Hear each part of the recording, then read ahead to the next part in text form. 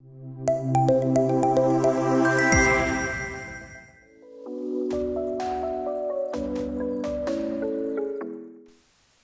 was given as subsidized rate to the colleges, to the higher education institutions, but now it no longer exists. So schemes like this should be implemented properly and thoroughly so that the digital infrastructure is strengthened.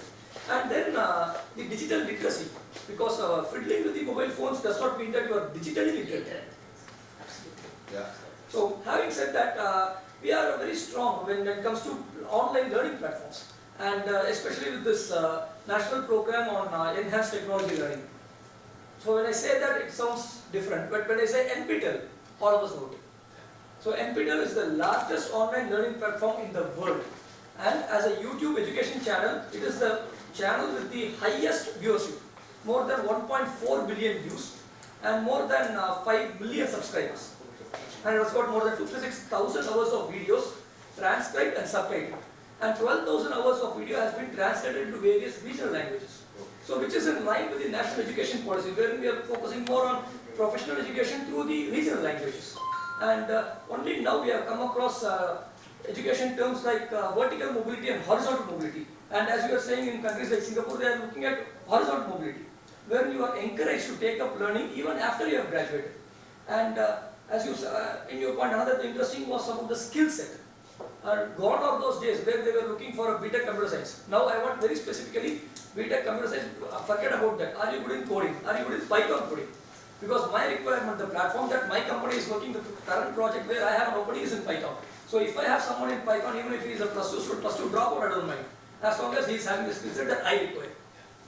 And another thing is the quality of the course. Although we said that once online education came in, it will be blended and the quality would automatically improve, but what do you call, the sorry part of it was that the higher education institutions, while the schools were better at embracing this online education, the higher education institutions, they lagged behind. Because the content of the course, the quality of the course was not up to the mark as that was desired by the students as per the growing trend. Because since I am from a university, the board of studies meeting happens and the entire curriculum is revised only once in 4 years, which is too slow, because we just said that what is going to happen in the next 2 years, because the future is so very near us, whereas what we are looking at is the next generation. So that thing has to be changed. Once the quality of the content, the course structure, especially students should be students should have freedom to learn at his own pace, because we have fast learners. Gone are the days where we had slow learners, tutorial classes, coaching classes. Nowadays you don't see any tutorials, you don't see coaching classes, whereas you have neat coaching classes which are giving supplementary and additional education in addition to your school education. And the last thing would be about the recognition of the courses, because these online courses, in fact UGC has recently come up after COVID. UGC has said that 40% of any degree can be learned through the MOOCs courses, online courses, and it is recognized. But the problem here is that there is no uniformity in that. We need a regulating body wherein someone says like, okay, every university, they should be on a common platform wherein they say, well, 40% of my courses are going to be online, or 25%, something like that, and these list of courses should be stabilized. And the last thing would be about the state regulatory authority, statutory regulatory authority for this, and an accrediting agency, which says these are the courses that are good, because the same course would be available in various platforms. And you have Udemy, you have YouTube, you have NPTEL, you have MOOCs courses, you have SWAYAM courses backed by AICTE, so many things are there. So if there is an accrediting agency which is going to give me a star rating without that back-end thing which you said, which is going to be general. If there is going to be an accrediting agency that gives me a stamp of quality about the quality of the courses, then that would enable, that would encourage the users to embrace this online learning. So that's what I focus on. Excellent points. I think you made some very, very good observations. And there are a couple of I can add a couple of things onto this. And this is what the shift to online, right? I would say that's a 1.0 version of the online is what you're seeing now, which is people have not built their own content, right? They start to embrace content that's available. Yes. They have taken what is there and they have done their own judgment. I mean, the institutions have done their own judgment. Okay, this seems like a more appropriate content for us to provide this to the students. Some level of judgment. There is no accreditation. There is no standardized body which is actually telling this. There is for a bit of that, and then yes, encouraging students to do this. They can go read anything. I mean, you can't control what is that they're studying. You're only saying this is recommended. But I go online, I see 20 other content, I can consume anything I want. There's nothing that stops them from consuming. But here is the interesting thing as we are seeing the 2.0 version of this. Right? And this is where we're seeing the shift. Most of the institutions are saying, I am done consuming general content. Right? I don't want to go consume what's available there. Because as an institution, I want to have an identity. They're looking for tailored content. Tailored content. And peculiar ones, unique ones. Unique content, right? I want to teach that type, I want to teach, there has to be a unique proposition about what I teach from my institution has to be different. In fact, to put it in the proper words, if I can say like, what you study here, you can't study anywhere else. That's right, right? I mean, that is the key thing. Otherwise, why would they come to your school? You could go anywhere in the country. That's USB. So that's USB. So now they're all shifting into that. So what is happening in that shift is now you're seeing creating online content is becoming very easy. Yeah, like I just talked about it. In July, we actually launched something where you can effectively say, I want to create a content on, like, maybe something around medicine's effect on the body. Right? This is whatever the topic. You can actually go create your own course, and then you can say, okay, now I have the framework of this course done. Now I know how a course has to be structured. Now I'll put my own program. I will create content which are very specific to me into that. I will not use what content ChatGPT, but I'll create my own content and I'll create my own workflow, my own evaluation criteria. I will create my own flow. I will decide when the person is actually completed study by my design, including immersive technologies, where now you actually put a content through immersive technology. You can actually create like an augmented reality based consumption. Very easily. You don't have to go build anything. There's no more development of all this. Right? You just go put it in there and it's going to create the content and give it back to you. So technology is moving so fast, you will start to see the 2.0 adoption of these online programs. I mean, and so learning management solutions like ours, we have to adapt to that. Plagiarism is the other thing, right? Yeah. So people are going there and creating ChatGPT content, just put it up there. Now how do you know if this is correct or not? Right? And the plagiarism, the old plagiarism solutions can't catch this. So that's another thing. There are softwares which can beat this plagiarism. Yeah. Same content. How to avoid plagiarism? Yeah, there are content. So now we are actually introducing those things because now the challenges are very different.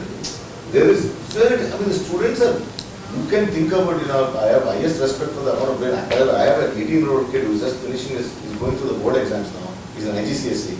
And that's the example I was telling. I actually was comparing notes with Dr. Jayalalithaa yesterday. I said, he was showing me the engineering final year graduate, what they're studying in computer science, and I was comparing that to what my son is studying on 12th. And I was telling him he actually has more studies than what these guys did. I'm like, my God. In fact, I've established a technology business incubator in my university, and I'm more into entrepreneurship. The other day I was traveling through a local area, Rathnakumar, where in a play school, they had put the photograph of a 3-year-old kid saying future entrepreneur. Think entrepreneur. And I was wondering, 3-year-old kid, you are talking about entrepreneurship. And the word existed. LKG admissions are now advertised rightly in that only. Put him here, he will be a future entrepreneur. Suddenly it's changed, isn't it? I mean, it's kind of what actually they want to say that if admission will be taken in this school, certainly we are going to teach the student that how to become an entrepreneur, and the outcome will be the entrepreneur. But then I think there's a danger in that because you are not allowing the kid to think at all. Because you are not allowed the kid to think so it at is all. the information actually given to the parents. Information given to the parents. What happens, interesting thing is, it's all about definition of what entrepreneurship is. Yes. Right? Different people have different definitions. Misinterpretation. Yeah, is another interpretation, right? So in their world, what it means is creative teaching. That's what they mean by entrepreneurship. They mean that. But entrepreneurship is more than just being creative, it's about implementing. So it's all about perception. That who is percepting in which way. Yeah, so it's a kid, kindergarten, they want to throw words that gets teacher, we all want to make sure our kids go to the right college, and they all are impressed by saying, oh, okay, that's entrepreneurship is something very important. Yeah, so good. So thank you again for your thoughts, sir. So we'll move to. So you have the slides. Did you want to present it? Yeah, just I want to show what exactly we are having the facility. Yeah. Then we will go for a discussion all other. Absolutely. Yeah. Actually, we ours is an open university system, and I will answer your questions. Just first time you are asked for the NIS when I was the director. Thing is, UGC in 2017 they have brought a common regulation wherein all the ODL programs or correspondent courses, they made it compulsory that it should be 10 plus 2 plus 3 system. So after that, from that point of that 2017 onwards, whatever courses are offered, it should be from 10 plus 2 plus 3, and all these courses offered by any higher education institutions are valid for central government as well as state government job. That was given in the order, because the central government as well as state government any job, this degree is recognized, and even for the promotion to the higher position, and even those who have studied ODL on ODL mode, this because PhD they are not given on ODL mode, but a regular mode only. But open university systems also offering MPhil PhDs, and that is also valid for they can join in any government institutions or private institution for assistant professor post. That is The only thing what I want to say in this regard, sir, that what we discussed just a few minutes earlier, that perception. So maybe rules would be there, but perception of the employer has not changed. Even I can say that I have seen government advertisements also in which it was clearly written correspondence degrees holders need not apply. Yes, sir, I Okay. feel, And this particular I'm surprised to sentence- know that through open we can study. Department examinations and all, they may be allowed. You can open our website and download all the government GOs that are available for permitting the ODL under ODL. It is due to that only now even AICTE has moved away from that word part-time. Yes. Not correspondence degrees plus part-time degrees were also not Yes. given the same importance as full-time degree. Now AICTE has moved away. Yes, we are. AICTE also has told that even part-time can be called as full-time. There is no word will be utilized as part-time. For AICTE, they are even approving the programs offered by the ODL. So we have got for MBA program, AICTE has given approval. So after now, what happened, sir? Now after COVID only now ODL programs, even UGC has also recognized, AICTE is also telling that okay, ODL programs also you can start. Online distance learning programs. So now many of the universities they have started, but we do not know that where the students will be landing up after getting that degree. That's true. Because many of the sufferers are available amongst us also. There are actually, I'll tell you, this is a very interesting point. We were talking to Mumbai Online University, Mumbai Idol, Institute of Digital Learning. So we were actually talking to them. They have in lakhs, whenever they have like over close to a lakh students on this.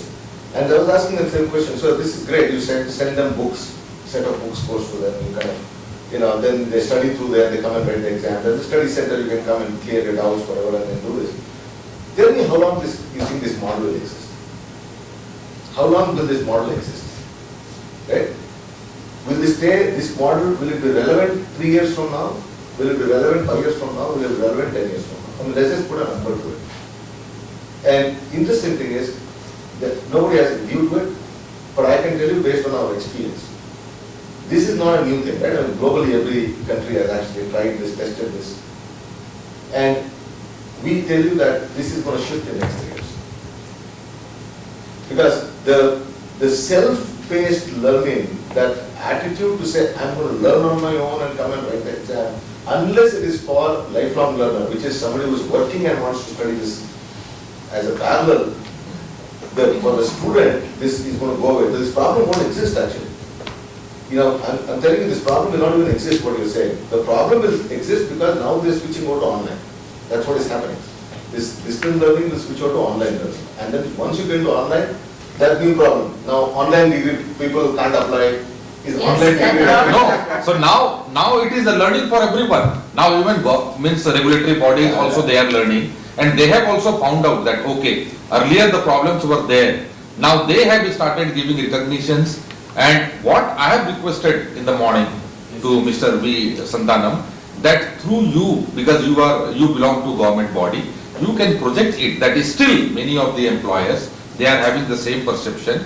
This perception can be removed from the employers by making conferences, by introducing gadgets and all, by publishing those gadgets, so that those students should not suffer. It is actually, so there is a tectonic shift going on in the employment space. I mean, I think this is very important for institutions to understand what is happening, right?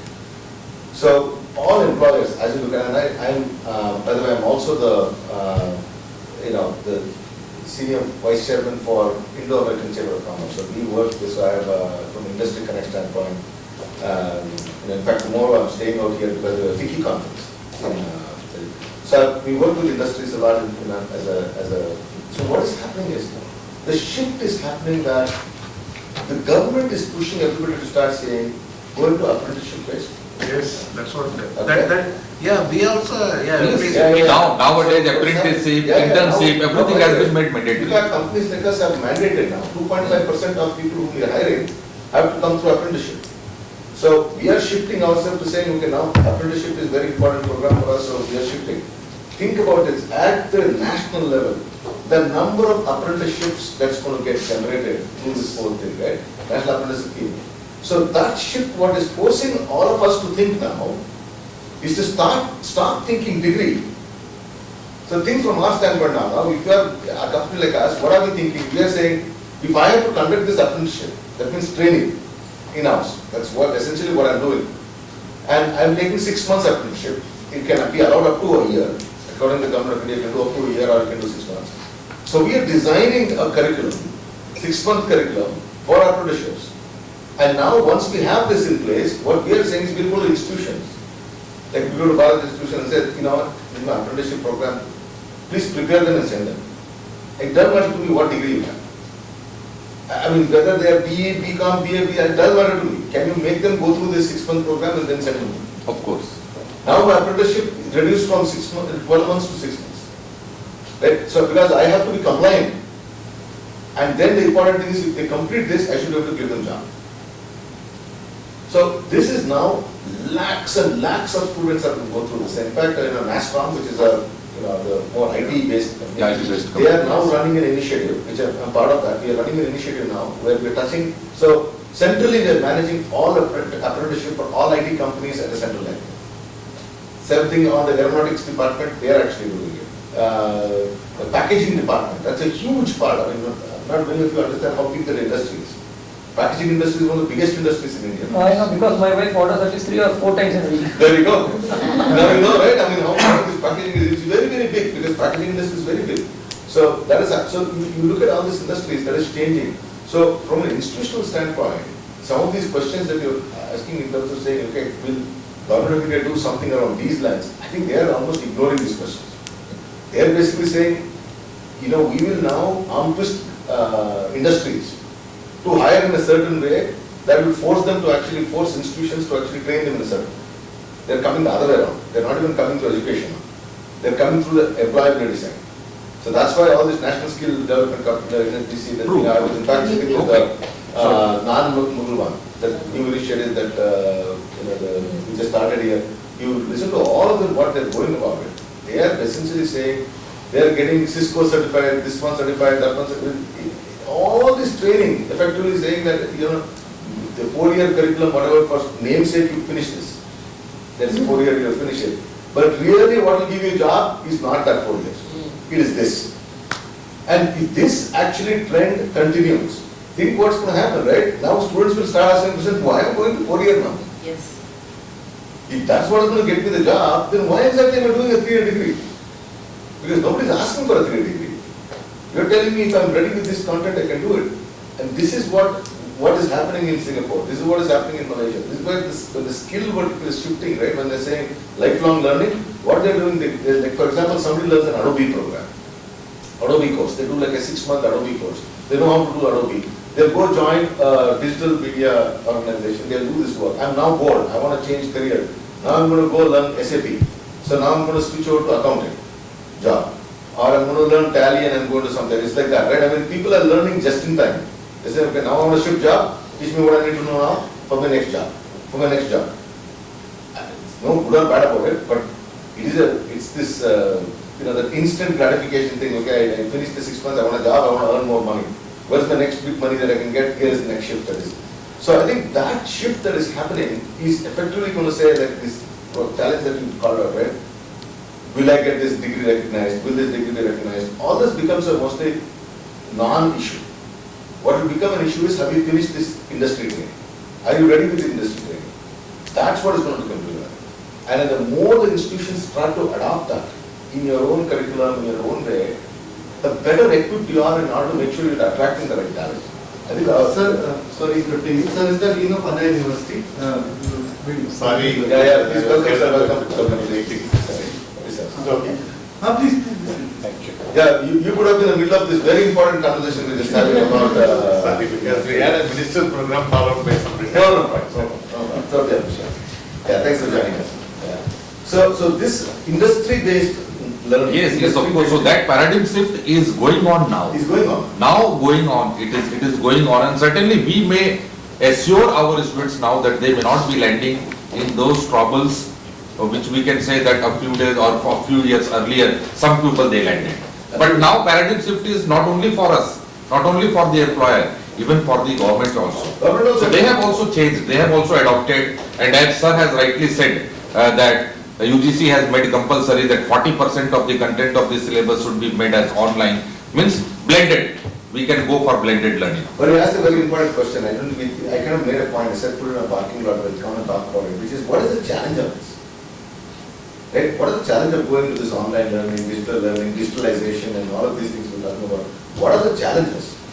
Right? I want to kind of come back to that because I have some points I think we will actually use Practical learning is challenge. So, because we are One thing I actually look at this. See, the degree is always going to be there. No need to worry about what's going to happen to this 3 years degree. If I finish a 6 months program, that will be there.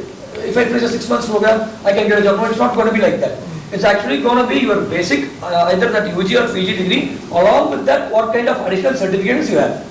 Because once you are out in the job market with so many universities and institutions in India and so much competition around it, your basic degree is just the hall ticket to enter into the examination hall. And the number of additional qualification certificates that you carry with you is what is going to fetch you the job.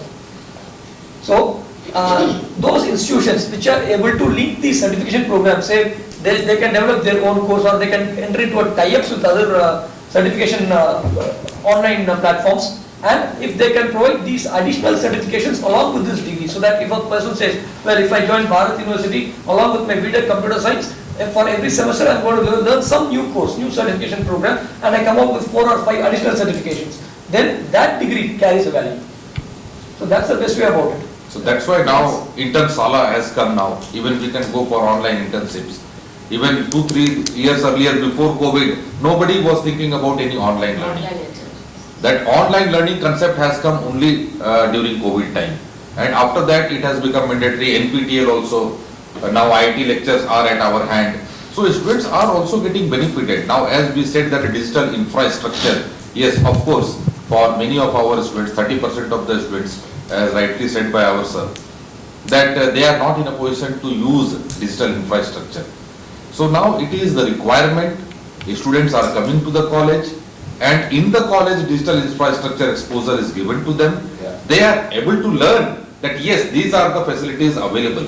In future we may get. If they get the employment, certainly their family, their children will not get affected what they face problem. So that is the main motto.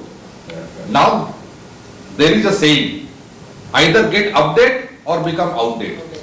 So now as technology is getting advanced day by day, we cannot stop advancement of technology. Certainly, we have to make the environment so that our students also should get updated as per the latest technology. So that has to be there.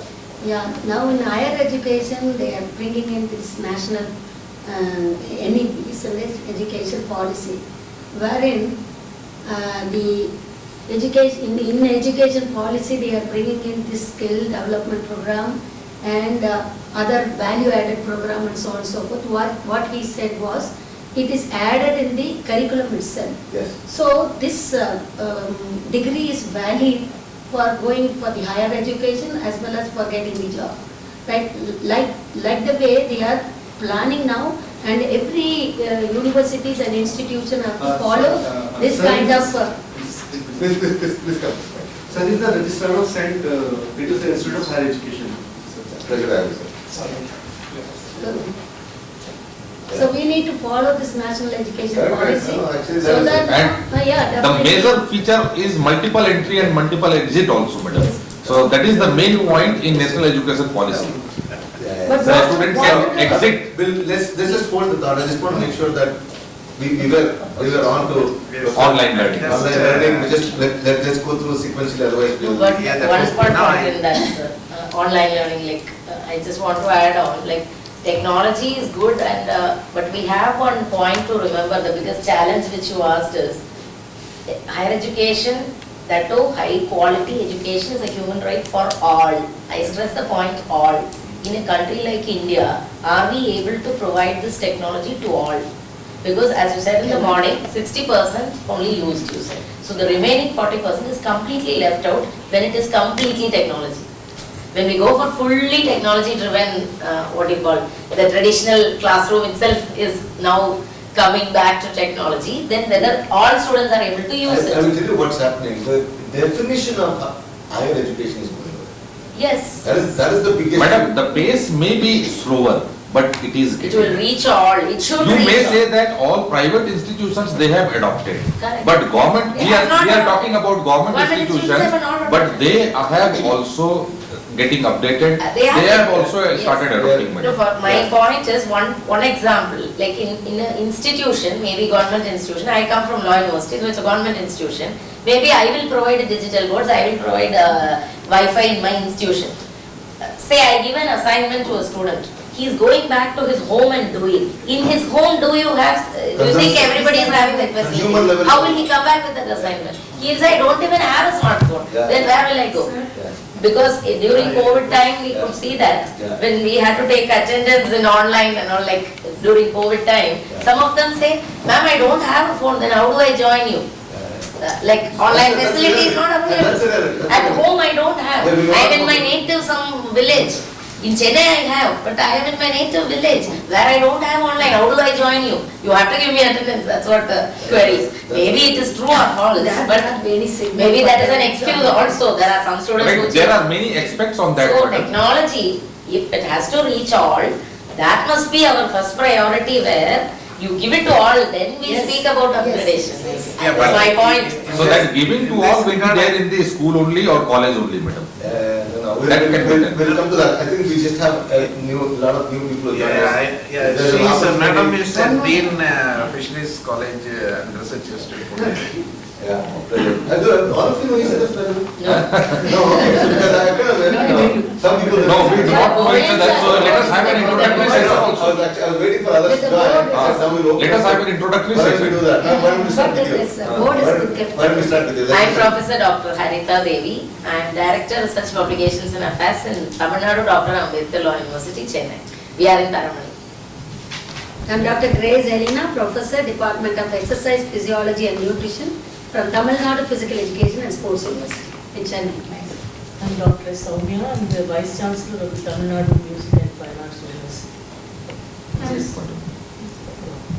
I'm Dr. Sheeja Varghese. I'm the Registrar Academics of Saveetha Institute of Medical and Technical Sciences. I'm R. Jayalalithaa, Dean of AC Tech Campus of Anna University, formerly the Director of Research at Anna University. I am Dr. Sanjay Singh, Dean, School of Engineering and Technology, Dhanlakshmi Srinivasan University, Tiruchirappalli. I am Dr. Rathnakumar, Registrar, Tamil Nadu Open University, Chennai. Venkatesh Babu, Pro Vice-Chancellor from Bharath University, Chennai. I'm Dr. Sheeja, Dean, Fisheries College and Research Institute for Nadu. I am Dr. Mahesh Kumar, being a registrar in St. Peter's Institute of Higher Education Research, which is the University here. Fantastic. Nice meeting all of you. Yeah, pleasure to meet all of you. Yes, yes. And, I'll finish up this slides. Yes, sir. Yeah. So just to set the agenda, what we are trying to do here, so that because some of you joined late. So the idea was just to kind of have a roundtable discussion, and again, this is for us. I mean, we as an anthology, we are in the education technology space for over 25 years, 30 years actually. I've been in this space for 25 years. I give up my age when I say that. Actually, I don't do that. But actually, I've been in this space for a long time. And what we essentially, the discussion is these we call as focus groups. You kind of come and just meet people, just understand where their heads are. What are you thinking when we talk about some of these topics? And then kind of go back, and it helps us think through how to come back to you, how to kind of make you a part of our journey, right? Because we think we are part of a visionary journey, and I'll kind of touch on what we are after. We think education is actually the key driver for changing. It's a nation-building activity, really, what we think it is. And we strongly think that, unless education institutions are connected at the hip and working together on changing the way education has to be thought about, I think it doesn't work. We can't come and sell something to you, you can't use that and do something else. It is something that we have to work together and innovate and build something like that. So this is the focus group. We have done several focus groups globally. In India, this is one of the few ones, and Nadu is helping us create this focus group. We'll be doing this pan-India. Right? We did one in Chandigarh just 2 days ago. This is one of them. So we'll be actually doing more focus groups just to kind of build, I would say, thought process around digitalization, online learning, student experience, start having talking, because I think a lot will be learned from each other. I mean, forget us. I think so much we learn with these guys. That's the primary objective. So we just had Professor Babu here, who actually did a fantastic job of laying it up, up front, and then we are now using our. So this is a facility that we have created in our university, end-to-end integrated e-governance solution. So we have initiated the paperless campus through the digital transformation from the admission to alumni, empowering the students, faculty and university administration to connect through a Globus, because we have engaged with Globus, entrust this work, the company, and in their cloud portal, and we made a friendly mobile app for the students, as well as access from the e-portal, and they can access through at any location at any time. That is the main thing. And this was integrated like this, right from the admission, student support division, examination, registrar office, and EMPRC, then CUI, CAQA, then material production division, finance, library, and grievance cells and alumni cell. All are integrated because they can connect through the mobile app as well as the e-portal. It is all integrated, seamless, 24/7 grievance system, online payment, because all are online only, online payment integration with single click, and service request from anywhere, anytime, e-surplus, online staff leave and academic excellence details, user-friendly web portal, mobile app, login for all users, and online applications for new admission, virtual class, e-assignment, e-circular, e-results, e-certificates, and e-SLM for students. This is a facility that we have created and it's going on. For Madam question, I just informed the government of Tamil Nadu already initiated a LMS for to meet out the requirement. It is a common LMS, but it can be integrated with all the universities. What are the portals? What is the program called, sir, in India? What is the name of the program? Is there a name for the program? I don't know that, because Anna University, they don't, they are the initiatives. They are the doing the company from Gujarat, I think. No? Yes, So they're trying to set up one hub, like a centralized. Yes. They're connecting all institutions. The effective LMS has been already practiced in many institutions. So to make it very effective and then reaching the rural. Because we had a very challenging task in implementing the non-Mudalvan scheme. As ma'am was telling, in our own university, like we have a distribution of at least 6 or 7 segments of students. Like some students from rural, they are still use the mobile only for receiving calls and not more than that. And the digital infrastructure development, in fact, the latest non-Mudalvan, they have also decided to support at least the government institutions which are located in rural areas, where they really have this challenge. Fantastic. No, this is, And when the technology advancements is happening in the industry side, then we need to synchronize with the academic institutions, so that wherever we do virtual learning, everything, and so the advance with the case with the technological advancement happening in industries, especially the manufacturing sector, is not matching with the advancements happening in the academic stream. So that's a very big so this is, so when you talk about an integrated platform, I think that is where our work starts. So what we effectively look to do is, I mean, as an industry, I'm not talking as an anthology as a company, but as an industry, what we want to do, and this is, we call it as an intelligent experience, is what we're doing, right? A student who is actually, let's say, is in the, is doing the Bachelor's of Arts in journalism. Now, if you're going through this program, how do you know what jobs are available for you? What salary you'll get? What skills are required for you to get that job? I mean, you have a fair idea because somebody tells you, that job you can get in this media industry, here, there, you can get it. So what it's doing is like a Google map. You actually use your Google map from point A to point B, I want to go, here is the route you take. By chance you miss the route, it reroutes you to the same point. So we're creating what's called career maps. So you start with an idea that I want to become like a journalist, and you join that BA journalism. And then as you go through it actually starts to suggest you should take, most jobs which are available for journalism requires you to do Adobe course. So it will start suggesting, take Adobe course, complete Adobe course. So I tell you now you are closer to the job. You are 30% closer to the job. You are 20% closer to the job. So along with what you're doing, industry data is actually coming to you and saying, okay, here are the gaps. Take this course, take this program. There are, if you finish this, like it's also gamification, right? It will tell you, if you finish this, you have 150 jobs in 1 kilometer radius of where you are, which actually can give you this. And the salary of this will be X amount. Right? I mean, this is now like as close to what you can get to reality. Because nobody has this information. Right? No, there's no way that you can get this information today handy. So that is what we call as intelligent experience. As the student goes through the journey, it's like a career map. It actually kind of tells you, okay, now you take an U-turn, already in 4th year, you finished your 4th semester, you only have 1 year left. Now it will also tell you, there are 80 people from the same institution who have now taken this Adobe course and ready for the job, and you are behind. Like your property search, 500 more people looking at the same one. Exactly, right? So now think about it. Now you're actually you're putting a fear. If somebody is not performing, you're putting a fear. Saying, hey, what are you doing? You better start doing because 80 other students in your own class have done this course. So it is that kind of intelligence. So it's all about what do you do with the data. If you have an integrated platform, what do you do with that integrated platform? What do you do with the data? That's where all this, AI and you keep hearing about this ChatGPT, GPT, OpenGPT. That's what is happening. Because what that OpenGPT is allowing us to do is surface all this knowledge that I just talked about. Where are the jobs? What is the average salary of the person? How many jobs are available within this radius? All that. Now, then I look at by student and their performance within the institution and start to kind of tie them together and say, here is a problem for you, have a problem.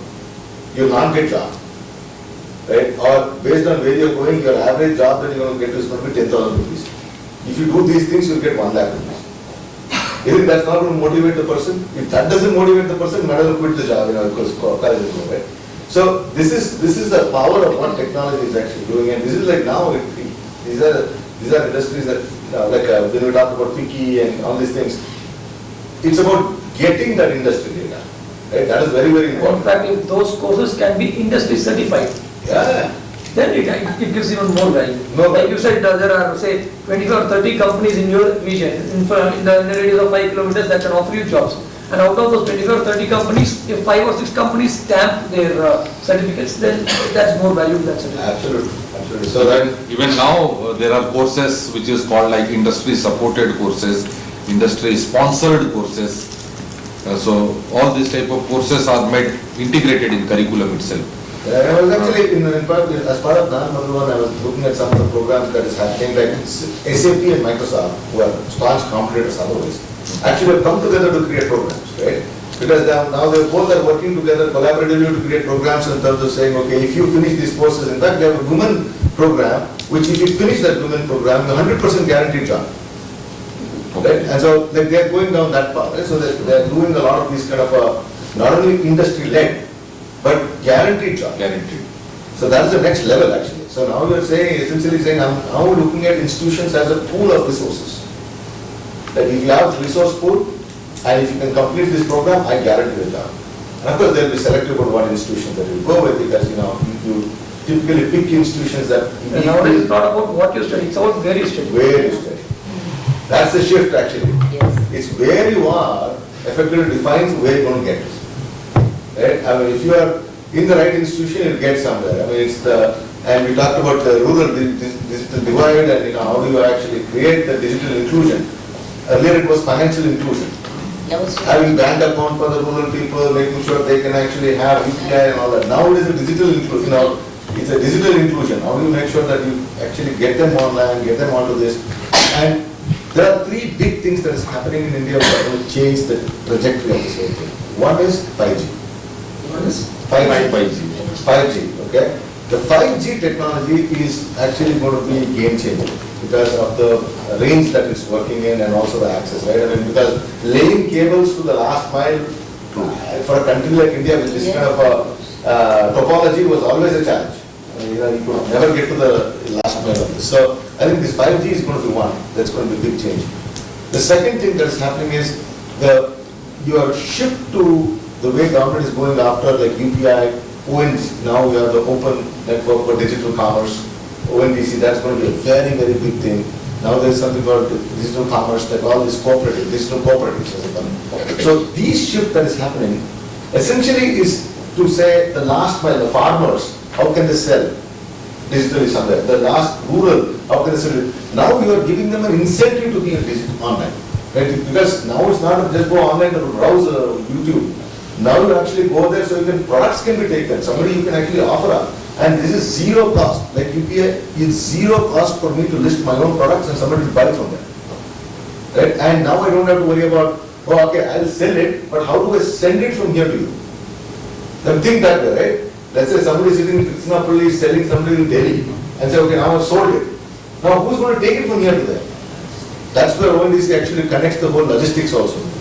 They will actually come, they will pick it up, they will deliver. So all of that is a connected network. So that's going to be a game changer. That's number two that is actually having to push the digitalization.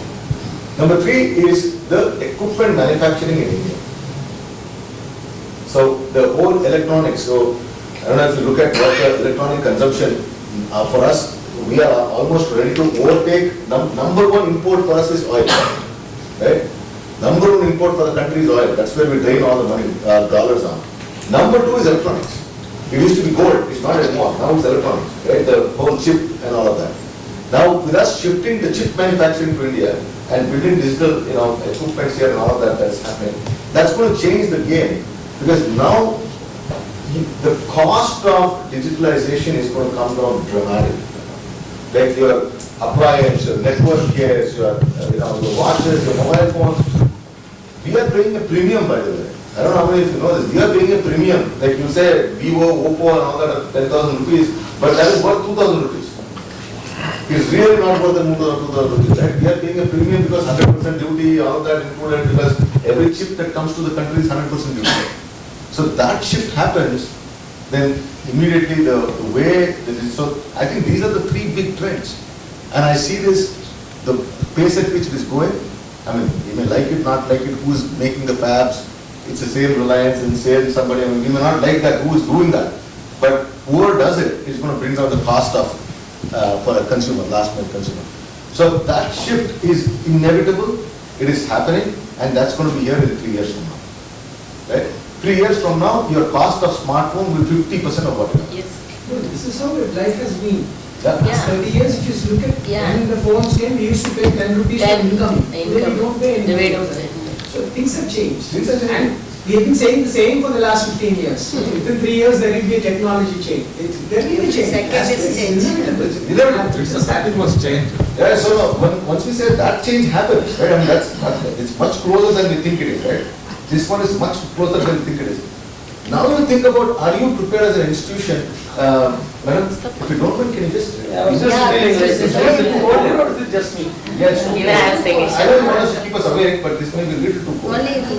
Yeah, you have to start supplying blankets also to us. Yeah.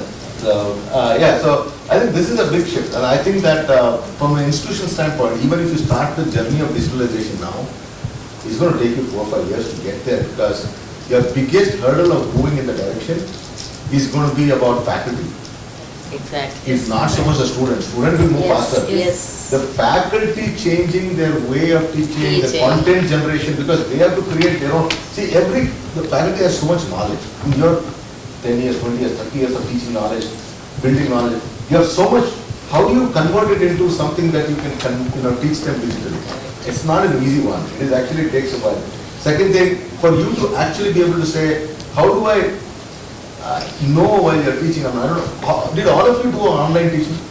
Yeah, Yes. All of you did. You all did online teaching. Isn't it quite amazing when you're doing online teaching about the student behavior? It is completely different. I mean, students are not the same. They just are like different animals actually on the other side. When they're sitting in classroom, they all sit like quiet, puppies.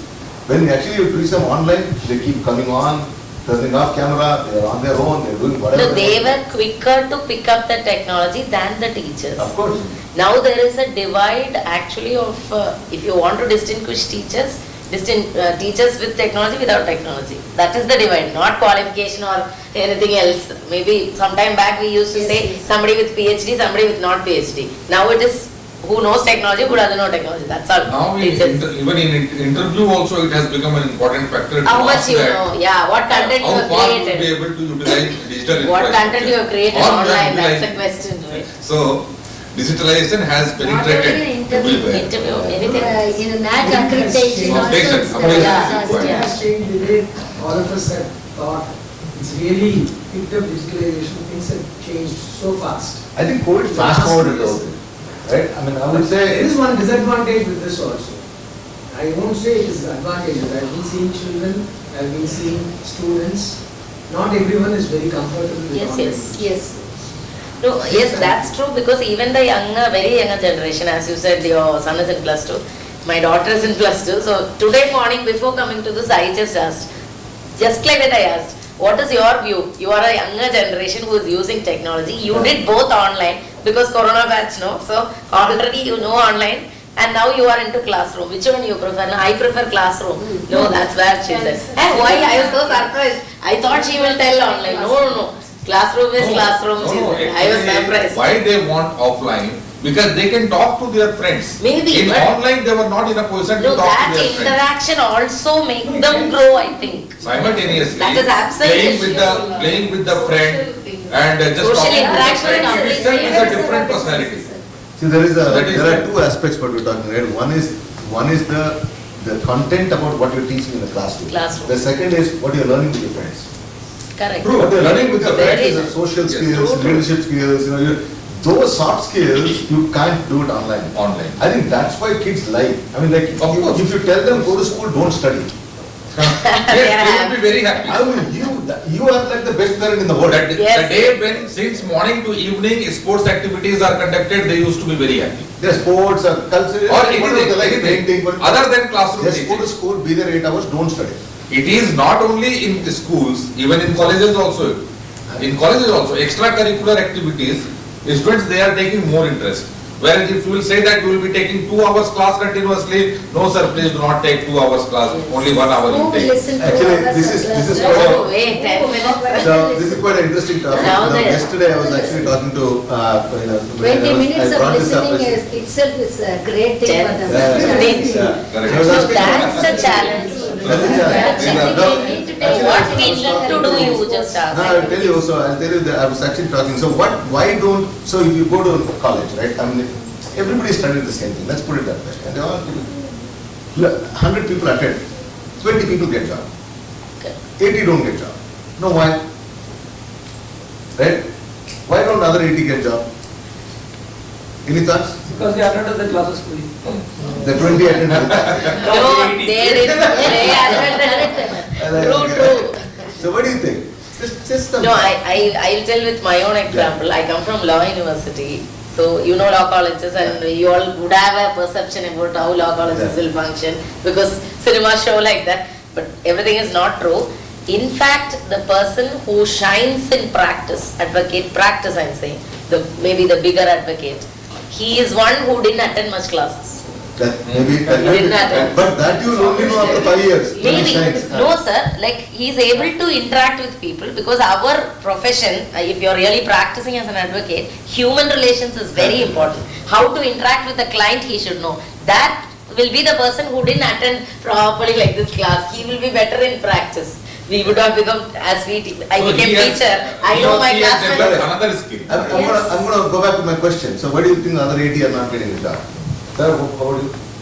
See, just pass. I mean, there's no good answer, right? Just pass. Instead of saying why they are not getting a job, why are they not employable? Why are they not ready for employment? Why employers are not picking them up? Because they are not employable. They are not employable. They are not employable. Why? Why do you think? Because they're all going to the same college. The actual skills that an employer expects, that's missing there. Okay. See, the ability to think and be creative and certain skill sets like that, soft skills are very important. Okay, that's See, part. what I feel, sir, even if many places, Communication is okay. even if many places I have seen that employers, what they see, that if the student or candidate is not meeting with the educational requirement also in terms of knowledge, but attitude matters. Attitude. Okay. So that attitude, if suppose it is, they want to check that whether this particular candidate is ready to develop or not. Okay. Ready to accept. That's a thought. So this is one thought. Yeah, the same thing, like, there are so many parameters to be decided for employable skills. Not only the grades or academic marks or something, attitude.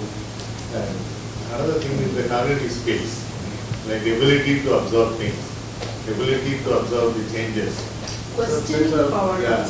Questioning power. Reasoning, questioning. Ability to update, be updated, that also matters. Okay. And many of So- them won't go for the job. For example, if you look at the medical field, especially when most of them are nowadays female oriented, it's like 80% of are girls. And their priority will not be after the graduation, they are all coming and taking the degree, and many of them are not Keep interested to take. Their Take the priorities job. are changing. It's not that they are not having the skill to Get the job. practice or anything, that their priorities are changing. They are not seeking for the job. It is not because they are not have the ability. That also matters. Okay, that's the only end motive, madam. Now we have to go for job leader. I'll tell you one thing, I'll Not give you job something, seeker. some insight here today, okay? If nothing else, this should be the takeaway for you. Okay, this is going to be very important thing. And so here is how employers think. Okay, when we go into jobs, when we go in and actually do a campus recruitment, we know what we are hiring for. We know very clearly, like what we are looking for. There are 3 types of jobs, that's it. There are only 3 types of jobs in any industry that you go to. Okay, one where is thinking job. These are your R&D type of jobs, these are where you think, ask questions, those are the type of jobs, right? That's one category of jobs. That is a thinking job, right? The second one is problem solving. Okay, problem solving. I mean, they can't think new, but if something is broken, they'll fix it. Right? That's actually one type of people. They are always that way. They will never be the ones innovating anything. They will only fix what is broken. Right? That's the second category. Third one is just follow my instruction. Okay? That's the third category. Any company has these type of jobs. These three. The question comes down to is, when you are putting people for an interview, you don't know where they belong. Right? You don't know which category they belong to. So what happens, you put the whole 100 people in front of them, they will only pick the 20 that they know about. These are the, because I came here to pick up thinking job, I picked up the 20 people who I know for thinking. If I had come here for picking up, just follow my instruction job, I will only pick up those people that I knew for. Right? And so we know what we are picking. It's nothing to do with the kid, nothing to do with their quality, but we know what we are picking. So if there's one thing that you should go back and rethink how you think about employability. You should start to think that as you're going through the degree program, 3-year, 4-year, whatever, start to kind of categorize them into this. And when you position them saying, okay, when you come to our campus, you should ask this question. Are you hiring for thinking job? A process job? Are you hiring for this fixing job? Based on what you're hiring for, I will put the right set of people. The moment you start putting that there, by the way, I will come back to the same institution 3 times because I have all 3 types of jobs. Because I have different set of people to deal with. My hiring kids who come to hire come from that. So R&D kids will come and R&D people, these will come and hire. Because what we do now is based on, okay, there is a category. Okay, Anna University, tier 1, go only for R&D, high level thinking job, go there. Process job, go to tier 2. Some, go to Coimbatore and go to this institution, Mahindra institution in Salem, go there, because of the process job. So we are, as a company, we are categorizing the whole institution into these categories, right? But that's not true, because every institution has these categories. Because, so you take away this, saying that how do I, when you do projects, like when you give internally projects, work items, soft skill training, whatever, in that process, you start to categorize these kids. And some of them may fall into more than one. A thinker can also be a problem somewhere or something else. But try to categorize them. And if you start to categorize them that way, your ability to place them will become that much more high. It is incredible. The moment if you start to industry saying, I have these kind of people, this is what they're good at, immediately their way of thinking about you is going to be very different. Okay? So, in fact, I was talking to Jayaprakash yesterday about this. And I told him, I'll offer my services as compliment of free service. You tell me how many hours you want me to talk about this. Get everybody, all the institutions online, all the placement agents. I'll tell them. I can bring other industry leaders like me into this. We'll be happy to tell you all what we look for. Why those 80 kids are going home disappointed. We shouldn't let them go disappointed. It is such a mental torture, right? I go sit in 4 interviews, 5 interviews, 6 days. Pressure builds in you because you start to think you're incapable of something. The second thing, which is also very important, again takes back, is they have to be who they are. What happens is, because they do soft skill training, that training, this training, you tell them what to tell in an interview. Right? You are training and coaching them, you're telling them, if they ask you a question about, what is your hobby, you should tell reading. So you're training them. They are not real. They're not real. Right? So what they need to be is they should be natural. Because what I want to know is, like, for example, when how are we making judgment if the person is actually the process person or innovator or thinker, right? We're asking questions like, okay, how do you spend time outside college? What do you do most? They say, I go study, No, actually what they do is gaming. Yeah, true. They're playing online games. If you actually tell online game, it's truthful. Not just truthful. We are asking next question. What do you think is exciting about online game? We will actually ask the question which is interesting to him next. It can be hidden. They never allow us to get to that point, right? I mean, they're like resistant. I will not tell the truth, so I can't even get to the real question. My real question is not what do you do. My real question is how do I know what you can be good at. Potential. They're never allowing you to ask the next question. They're actually stopping us. They're like barriers. They created barriers around. So the soft skill training and everything that you do around them is you effectively create barriers. So when you say they're non-communicative, they don't know how to communicate that around the barrier. If they actually tell, some kid says, I came here because my father told me to come. It's useless. I don't Half of the class. Now I have to go to work because my father told me to go earn your own money. If somebody talks to us like that, we now know what question to ask. Correct. Right? What will you do with the money you want? At least you know what, if the person never says, well, I've gone on a job because I'm a very good person and I've actually worked very hard and all my life. And what do you ask a question to this person? You can't ask a question. So the communication is not the issue. So the issue is they don't want to communicate. They know what to say, but they're holding back because of the barriers around them. They are told that if you say this, as educators, we have a big role to play. Yeah, that's why I said when you're going back, if there is nothing else, this is one thing you can take back with you. Is tell them when they go for interviews, be who you are, say what you feel. You just won't tell. Sometimes even in subjects, like interviews, a specific subject, actually they don't know the answer, but they try to build up and they collapse. I used to say, please tell I don't know if you don't know. Leave it. They won't ask you more. Leave it. But you try to say something and you land up in trouble. It's quite funny. So, when some of the interviews that we have, I'm talking about very top institutions, IIMs, right? I'm not talking about like IIMs or IITs when you go to interview. We have the same problem. You can meet 10 people, they all say, like, it's almost like, what do you all, you should be reading the same material. You are like identical. So all we do is, okay, top 5 people in this college, thanks. There's nothing to interview them. There's nothing because they're all told, this question, this answer, this question, this answer. What project you've done, same thing. What you learned, same thing. What was your role? We already know. I can ask question, I don't know the answer. Because I know that's what they're going to tell us, right?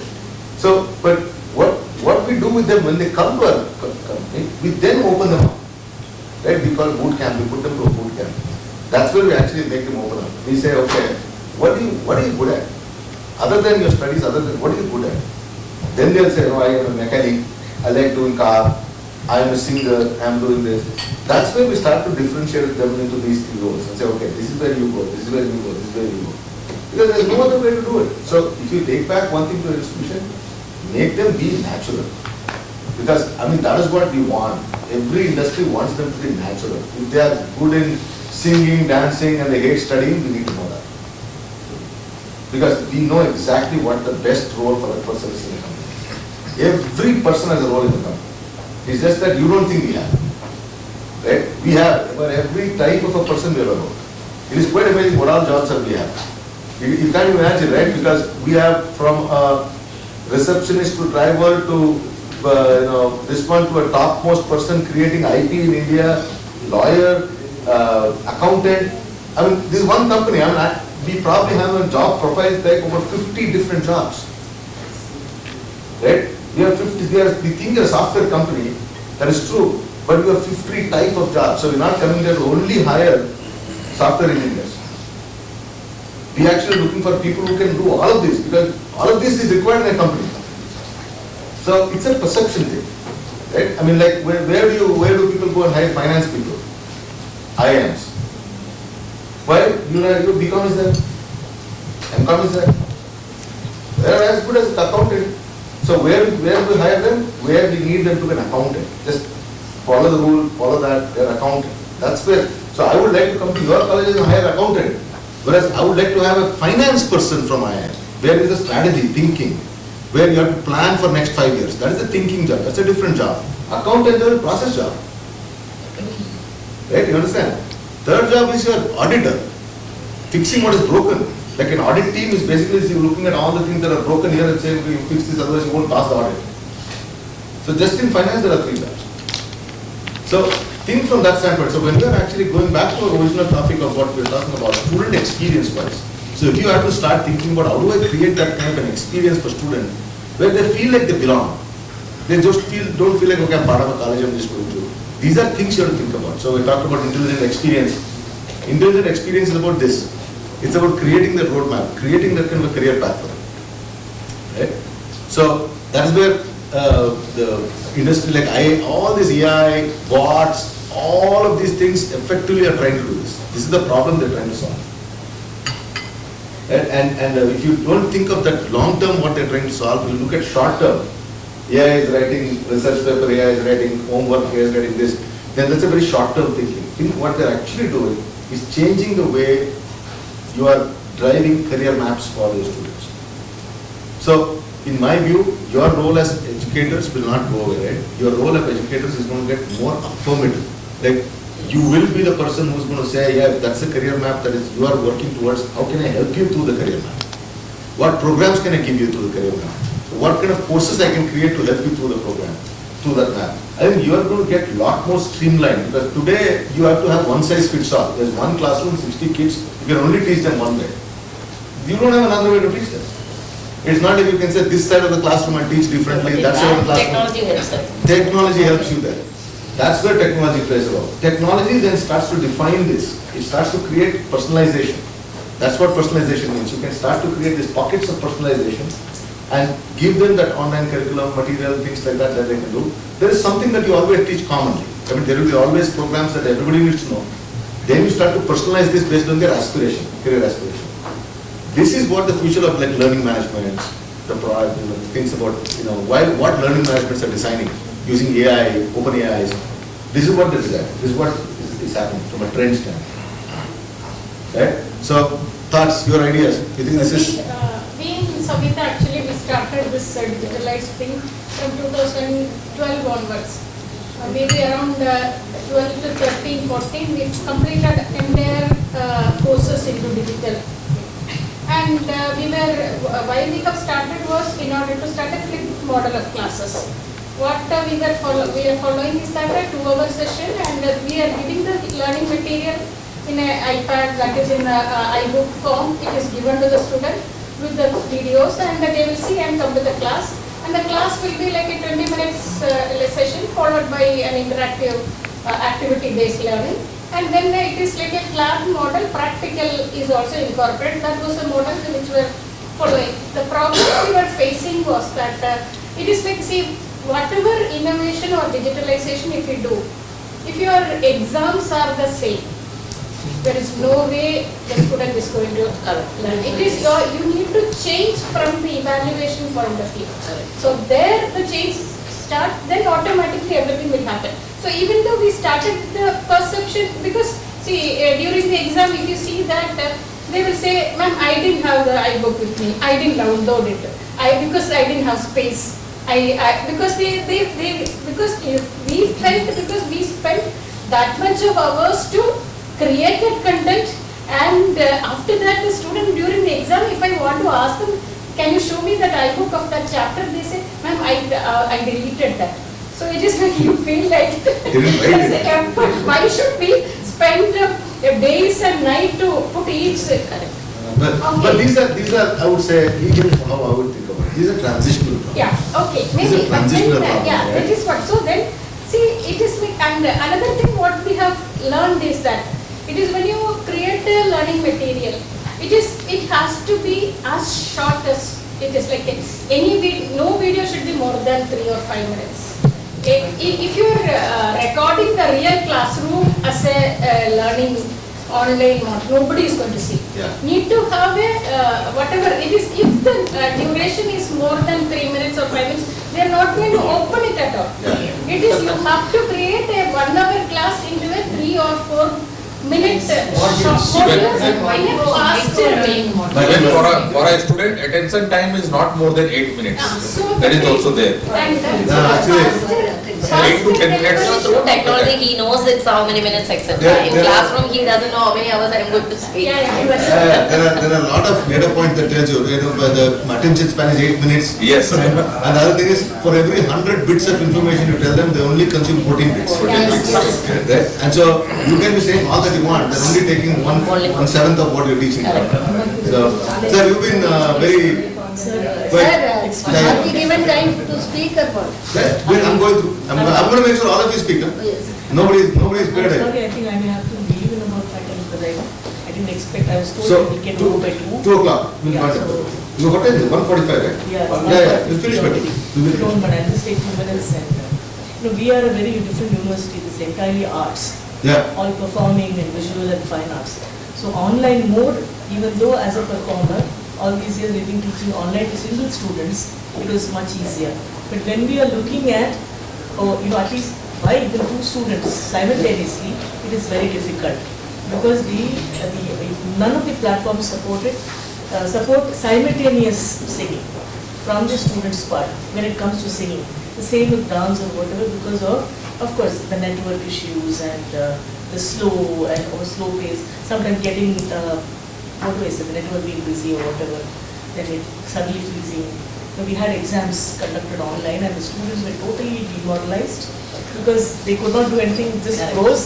The examiners were having a tete-a-tete, but what to do, But I'll tell you one thing, here is an important thing that you will be surprised. I don't know, maybe you know this, but this is something that I learned very recently. The industry that made the most money post-COVID is actually online teaching industry. Online, yes. And it is online music classes, online dance classes, online yoga classes. This is the industry that made the most money. You know why? I'll tell you why. No, Because you are now have a captive audience now. People sitting in Canada, USA, Australia. So earlier it used to be India. When you are judging them, it becomes very difficult. In an online learning. It's very difficult. Just teaching is not difficult, but judging, that's what Madam is saying. No, that's not the only thing. What I'm saying is it is one single person. If it is 1 to 1-on-1, it's not an issue at all. Yeah. But if it is going to be more than one, Collective, one to many. collective, it is not possible. Even, see, you have to make them sing individually, let's say. Because I might have taught it, it's very time consuming. So to finish even one line, if I'm going to have 25 people teaching each one of them, I never proceeded. For one song, it took me 1 month. As against one song in 2 days, perhaps. Even a slow learner would finish in 3 days, perhaps. That is the thing we have, and definitely some kind of learning management. I know people are developing slowly, and if you give them assignments and say you practice and come, you know, So unless. I was coming to a point. I will tell you what is happening. So as a university, to conduct online classes, because I myself taught 100 people online from all over the globe. So I was coming to what learning management is, what is happening. I mean, we are not developing, but I know what's happening. So for problems like this, what they're doing is you're actually putting an audio file which is an ideal state. Okay, you are actually singing and you're actually putting an ideal state, right? I mean, this is what I expect a performer to be. And then you're allowing each person to actually, they are actually going and singing on their own, right? And it is comparing them. It's comparing to the audio file and actually telling them where the problem is. Yes. It's auto doing all of these things. And that's one of the ChatGPT features. GPT-4 feature is that. It actually maps the file, right? And says that your audio quality at this 1.3 second is actually not correct, this is not right. It's actually doing that and gives you the spiking. It tells you that where your pitch volume dropped and pitch volume went up. This is part of that whole solution. And so when I talked about auto GPT and all that, this is what it is doing. And what about the other visual arts? I mean, like when you talk of painting, Painting too. It actually is ability to judge the painting. Like, you know, they have talked about, there was a paper written on it where they judged the painting that was done, and like it judged it like a teacher judging it and the computer judging it, and they said the accuracy was better with the computer. Like it actually said the visualization, the ergonomics and whatever that things that you use for judging, that was fed into the system and actually give back that kind of result. Dance kind of thing. Dance. Dance is very tough. I think the challenge that it has to evolve, right? I mean, these are AI engines. The more you feed, the better it's evolved. I think it's because we're so used to this traditional thing and passing down. It's always been that way. Even now, even today, institutionalized learning itself is kind of criticized and ridiculed. And what do you learn in group and what do you learn not much, and probably end up just getting a degree or whatever. So then, and online, definitely, one-on-one is the best. Online is the best because we are able to reach a lot of people across the globe, and whatever be the time of day or night or whatever. But this kind of, but from a university standpoint, it's certainly not easy. And we also have the Film Institute under us. So to do so many things. Creative arts is very difficult. Very tough. Art in general, but creative art is very tough. Only maybe 6 months, as he was saying. See, there are probably, you probably have the theory subjects too, right? I mean, I think some of the theory subjects can be very few. I mean, those can go online, but I think the classroom, I mean, you can't get away from that. Explaining a song, such things I think you can do online, but not the way you have to dance, how you have to teach. I don't think it's just that's not that easy. It was very easy. Yeah. If I may be excused, if you would mind, I have a meeting at 2:30. Yeah. She wanted to leave. Oh, you want to leave? Okay. Yes. Sorry. No. Lovely meeting also, sorry. Yeah, thank you. Good afternoon to everyone. I am, as I said, Dr. Helina, coming from Sports University, Tamil Nadu Physical Education and Sports University.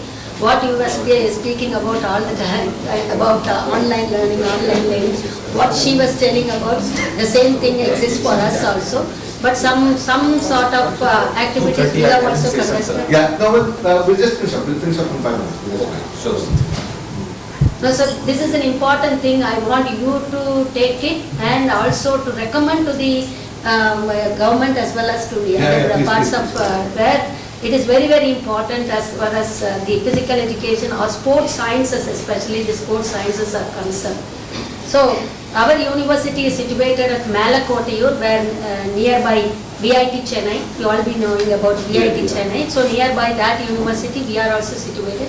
And it is 125 acres of land, and we have got a huge buildings, and the facilities are, we have extensive facilities for all laboratories and the play fields especially. So the laboratories, in the sense we have sports sciences, namely the exercise physiology and nutrition, and sports biomechanics and kinesiology, sports management, sports technology, and yoga. We have another part, we have this psychology, sports psychology and sociology, and the physical education in one form. So these are all. How many students do you have there? We have 1,000 students in our campus, And we have affiliated colleges also, 21 affiliated colleges in physical education only, not from sports sciences. And we have 4 affiliated colleges in yoga especially. So this is the pattern which we are following under Tamil Nadu Physical Education and Sports University, where the sports sciences plays a vital role for developing or performance of the sports especially. So here our students, especially in our university, we have got all kind of facilities, most of the facilities we have got, and the research is one side and the teaching is another side and practicing is another side. But for the other universities and colleges and the schools where they do not have any kind of facilities at all. So as far as the Western countries are concerned, that the sports become profession for them. Yeah, profession. So they have got a distinct concept they have and the definition they have. This brings them the understanding, the application, the innovation, the commercialization and everything. But in India, the sports is not become professionalism. It is only a recreation part. I am talking about only a recreation part. Other than cricket? Other than cricket. Cricket they are in. No, cricket for individual professionalism is over there. But for here, I am talking about the sports science plays a vital role, where she has come from medical and Babu sir was coming from medical university and he is from engineering. So many of them from different universities. And I am glad that Anna University is giving free seats for sports quota. Law University is giving free sports quota, and even medical universities are also giving free sports quota. So in this case, here in India, as I said that it is only in a recreation part, the society on the whole is not known about the sports at all. We are only 2% sports lovers here. Only cricket, they are more than 200%, they are loving and sitting and watching the cricket. But what about the other sports? Yes, what about the other sports and what they are going to enjoy with that, what they are going to gain with that? There is no concept over here, there is no definition over here, and we do not have any kind of implementation, innovation and so on and so forth. So in sports science, every day the equipments, the lab equipments are changed. As you said, the digital other things, no, it is changed. Likewise in sports also it is changed. I want to come and talk to you separately. So much to learn. So much to learn actually, so much to learn. But I think the takeaway for everybody here is to talk to you and see if they can introduce sports subject in their colleges. Definitely. That's what I am coming about. That's what I wanted to talk about. Sports law no, see, for namesake, they are all having the sports in other universities and colleges and schools. And even they complete the sports day within 2 days and they finish up that sports everything, and they switch over the PET classes or other classes to any other maths class and some other classes. They are not giving any important. And as he was pointing out that the sports, the students are liking into sports. Okay, so definitely if they are good in sports, definitely they are good in studies. Researchers have proved. And the sports people, the one who is good in sports or who is good in fitness or in exercise program, they sit only for 10 minutes and learn things. Better than the people those are sitting in the classroom or anywhere, sitting 1 hour. Why do you talk in the larger conference room? You should have spoken there. Yeah, this is very important. I request, and I wanted to complete and I wanted to request you all. Then this in India we do not have this kind of facilities. See, we need mass participation. First of all, mass participation is very important, where to improve the competition as well as in the fitness arena. Here, picking 1 in 10, picking 1 in 1,000 is entirely different, right? So what I would like to say is, lack of people, mass participation will be there, and filter and bring it to 100, and from 100 you choose 4 or 5 competitors, and that speaks for the performance and laurels for the country on the whole. And here the sports science plays a vital role in performance, where we have an innovative courses and unique courses in our university, and these courses are not known anybody. Those are sitting here. I'm sorry to say this, and people do not know about these courses and the importance of these courses. And the people now say that I'm diabetes, I'm hypertense, I'm hypercholesterolemia, and so on and so forth. And later on they go to doctors and they spend more money, but not if they participate in exercise program or training program or sports event, and they need not go to the doctor at all. They can keep up their healthy body, and they need to follow their regular routine as well as the diet pattern plan. They have to plan it in such a way. So it is happening in Western countries. Here nothing is being done, especially in Tamil Nadu. I am speaking about 1,000 miles of journey starts from one step. Yeah. So we cannot bring one sports scientist or an Olympian in one day or 1 week, right? So here we need, so yes. sorry, I don't mean to cut you off, but it's 2 o'clock, so I think some of them want to leave. No. So I really respect what you just said. Yes. I think that there's a lot for all of us to learn through this process. You've taken a class for it.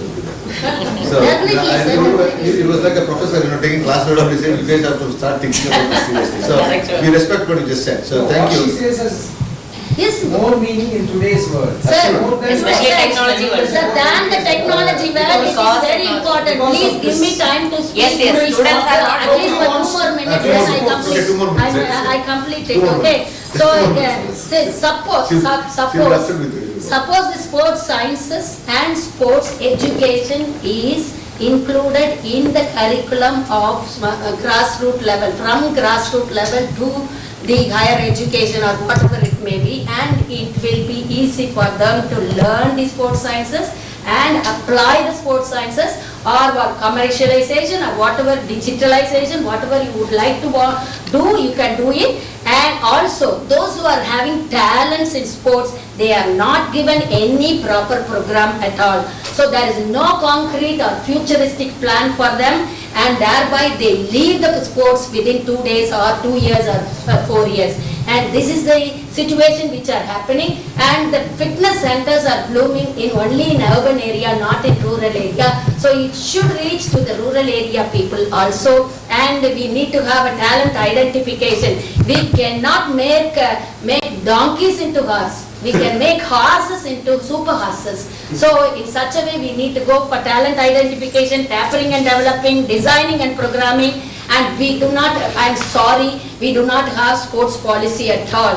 Recently concluded assembly only, our Thiru Udayanidhi Stalin, Minister for Sports, he has stated that the sports policy will be formulated.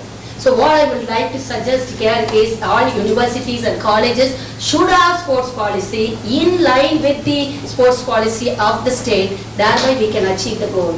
So in Haryana they have sports policy, a very good sports policy, where they are making more Olympians in Haryana and not in Tamil Nadu. Why? Because we do not have all these kinds of awards and incentives and rewards. So madam, thank you so much. Yes, and employment opportunities are more, master. Sir, especially the employment opportunities are more in sports. And our students are sitting in London and elsewhere in Western countries, as well as in India, as an administrators, as an organizers. Do you mind if we can take a picture together? Yes. Yes. Yes. Thank you very much, and please No, I want to take a picture because I'm also invested in a very large company which actually has 1,500 fitness people. We do called Medicare. Yeah. We have 1,500, so we manage all the corporate fitness. Actually, the topic has to be made.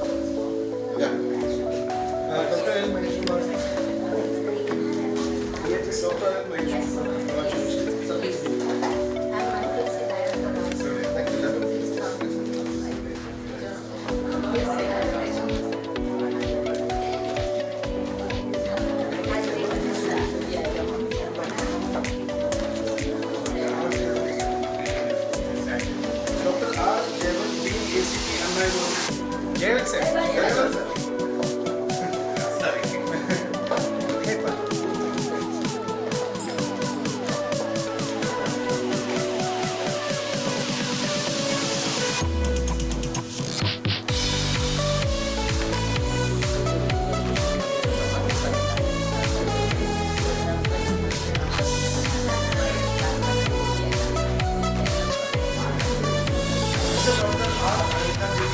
Director, Research and Education,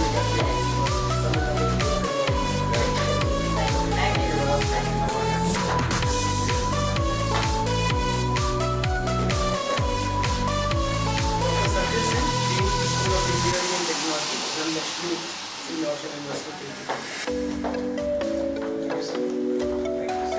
I want to make sure you don't miss this, that's why I'm insisting you to miss that.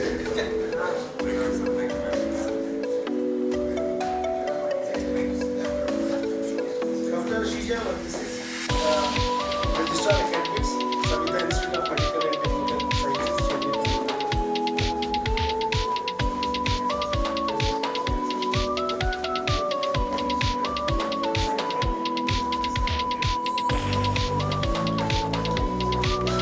Dr.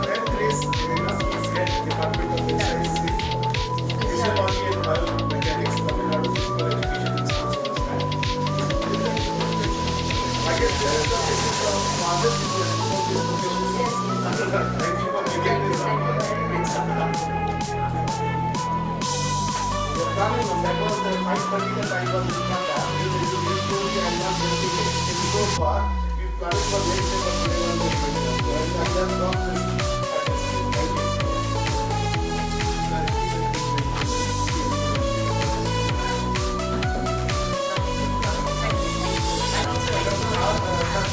Registrar of Tamil Nadu University, Chennai, Tamil Nadu.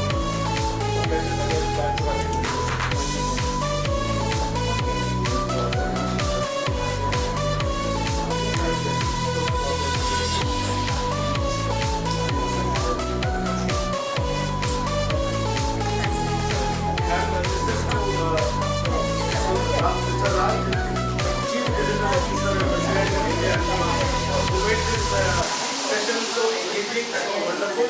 Happy Raj, thank you so much. Yeah, wonderful session.